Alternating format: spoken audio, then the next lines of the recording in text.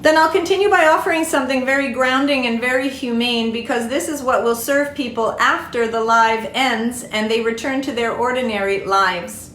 What matters most after moments like this, spiritual insight can feel expansive in the moment, but what actually helps the world is what remains afterward. So let this not become something to remember intellectually, but something to practice quietly. Here is what I would want viewers to take with them tonight. You do not need to be calm all the time. You do not need to be loving perfectly. You do not need to be spiritually on. What matters is repair.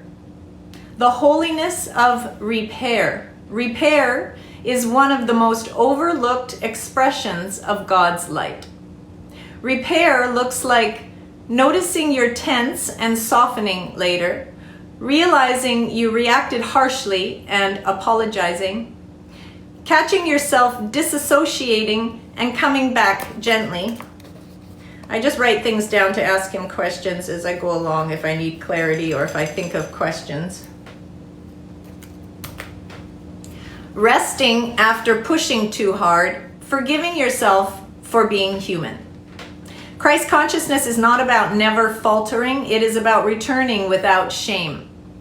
Every return matters. God's light in ordinary failure, one of the most healing truths for this time is this: God's light does not leave when you struggle. It does not withdraw when you feel messy. It does not disappear when you are tired, irritable, or unsure. It stays. Often it is closest then, because that is when pretense falls away.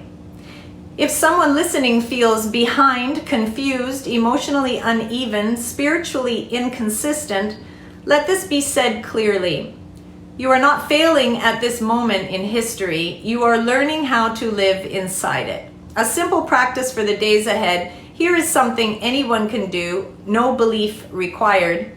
Once or twice a day, pause and ask your body, am I bracing right now? If the answer is yes, soften your jaw, drop the shoulders, exhale softly. Nothing else is required. That small act reduces resistance. That reduction allows more love to move. That movement matters.